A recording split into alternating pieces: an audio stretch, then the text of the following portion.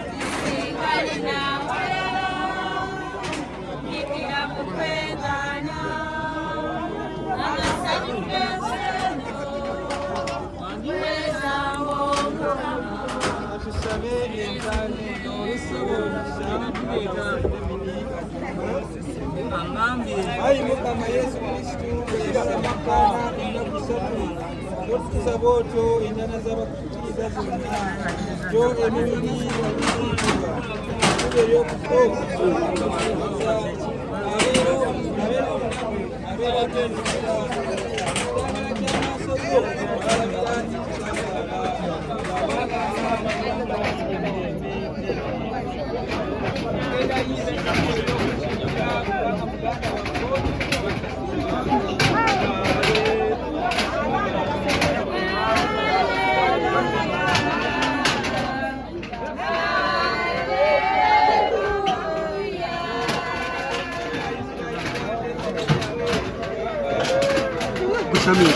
njagala kuvaawo saka abakwatemu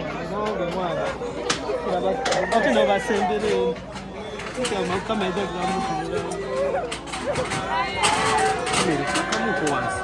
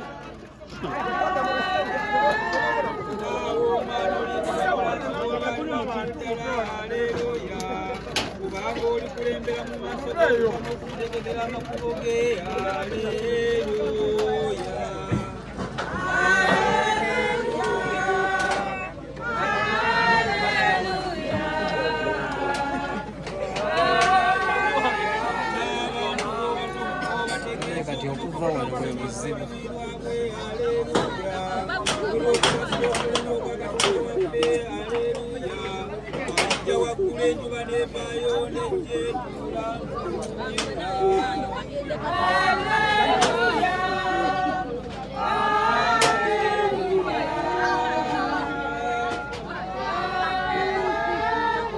amulisa abatudde mu kisigiza n'ekisigize ky'olumbe aleluya alambika ebigere byaffe mu kkubo lye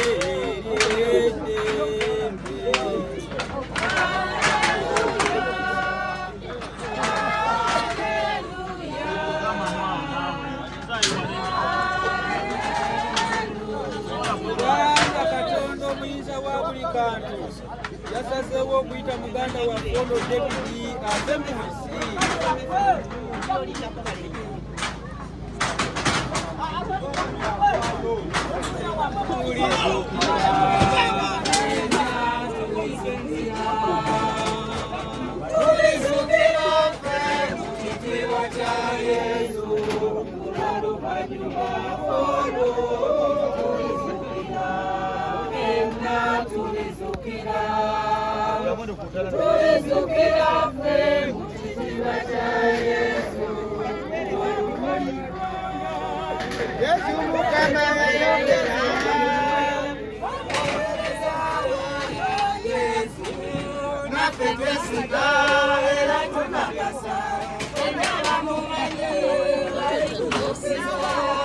Kenda ko ya dropping.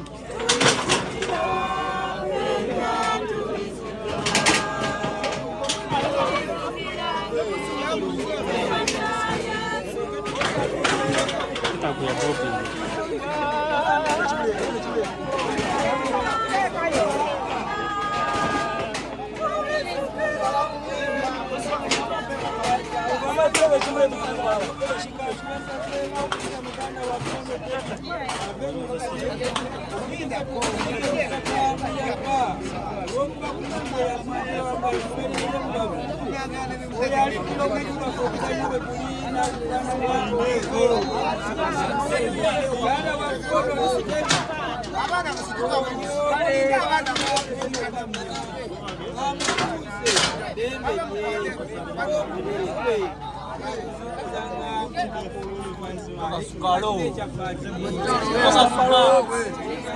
Parou, para mim.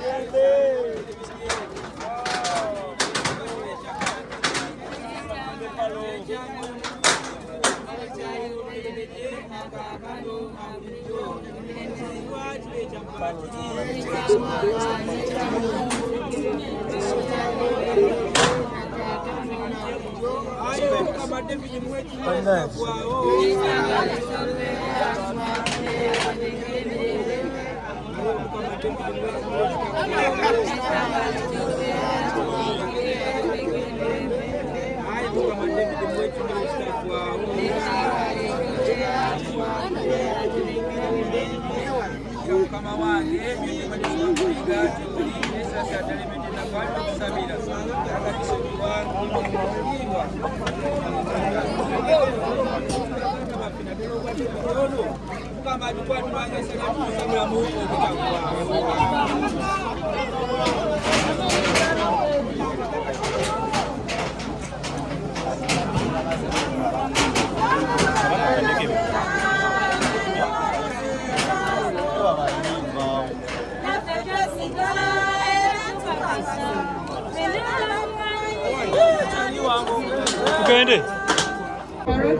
in school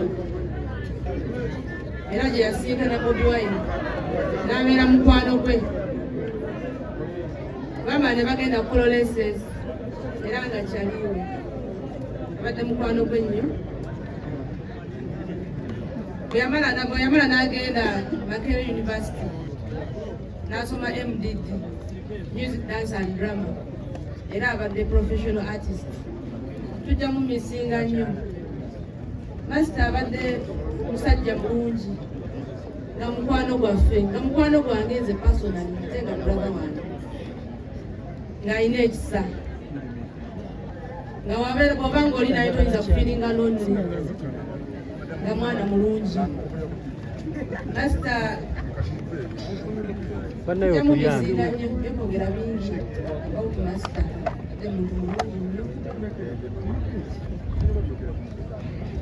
abadde mulungi nnyo naye Mukama yamututte lume. Master ebyafaayo by'omugenzi Master bamutomera emmotoka yamutomera nga ali ku Northern Bypass yali ava kukola ng'asala kudda Kiwatule bakola emmotoka yali tagenze nayo so ne batugamba nti yali asala emmotoka n'emutomera teyaddamu ne batukubira essimu ne bagamba ne tukuba essimu nga afande yakwata n'agamba ono agenda mu mokyali nga ne tuwakana nga tulowooza balimba ayinza kufa kumbe nga bituufu naye kibi nnyo. So we twakitegeera ne tugenda ne tubeera ewaka then ne tumala ne tugenda ku mokyale ne nsangayo aba artists bangi era batulinyidde nnyo mu musaayi. Nasooka ne nsinkana mukyala Sophie Gombya n'omwami we naye najja Sam Gombya. Then after ne tubeera ne Nakis young lady ne tubeera n'omulala bamuyita Jovia ne Nokrisha naye najja. Nokrisha naye abadde mukwano nnyo gwa Master kubanga balinga basoma naye ku university. Ne tubeera nabaawo atulwayo n'abalala then ne bamukolako tumala ne tugenda ku funeral service twasiibayo almost nayo ne tubeerayo obungeezi konna akakiro abantu ne bajja bangi era n'omwami omulala atuyambyeko ye Bitem Lord Bitem abadde mpagi nnyo tubadde naye throughout tusiiba naye era nga Nakisi nga communicatinga ne President Edikens ne Secretariat nayo nejja after the evening ne tubeera nabo ne batuyamba. So aba woman n'aba federation be bataddewo omukono mu mukolo guno batuyambye nnyo kuva ku kofini mwene bw'ogulingo yempi ofuka ekizibu n'okutambuza basket era bamembers Dr. Hilda n'abaami abalala naye babaddewo nnyo ne bategeka ekyokulya kye tulidde era abantu tuli bangi naye abasinga tulidde abazze mu budde tulidde. Honorable Kayemba naye abaddewo nnyo. So nebaza nnyo naye abaana baffe be bano waliwo Tasha Byanje yono Biki Byanje yono omuwala n'oyo Mugisha Isaac oyo mutegedde luvannyuma ze naku ntono then n'ono bamuyita Byanje London Mark bano bensinga naye bagambi waliyo n'omuwala omuto ali 4 years waliwo bamuyita Jampa Ngambi waliyo wa 4 years omuwala ayirira n'abalala banajja. So that is it. Mwebale nnyo mwebalire ddala. Atuwa omwana ono Tasha ayogere ku b'abaana.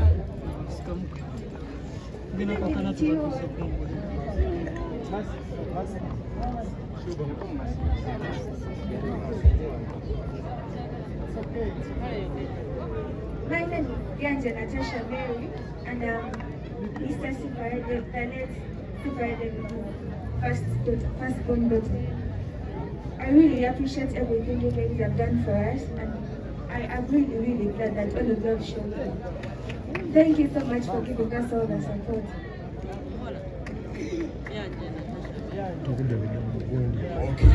The speech evudde mbaana abadde very brief. Olwekyo ngenda kusaba maama tugenda ayogere wali amutwalire kati.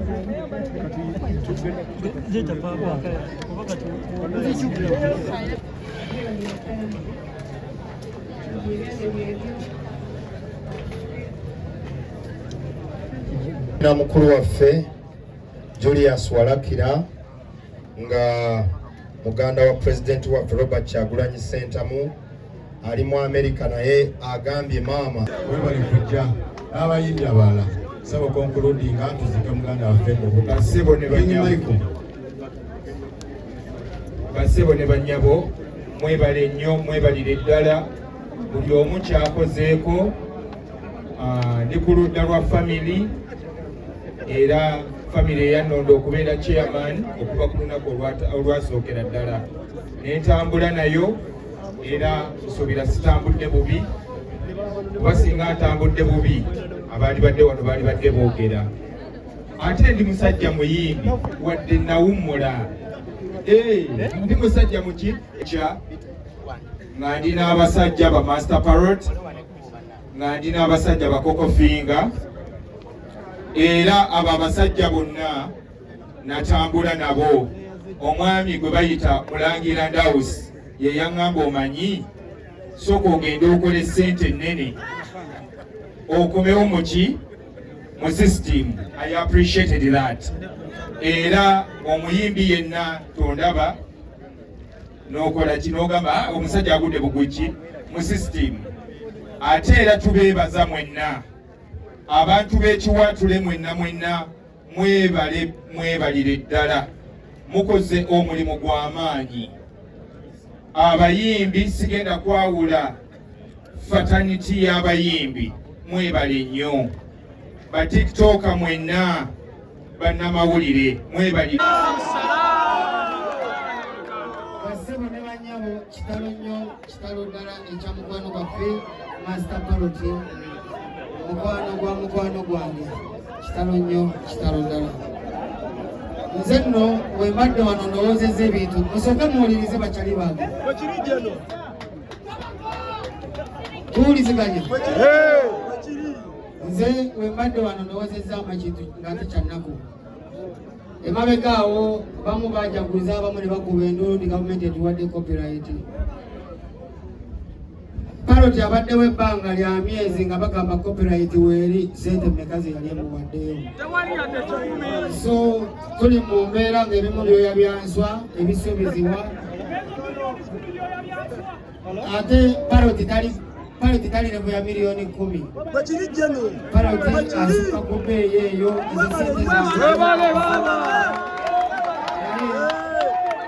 Katonda gyali waggulu eyo.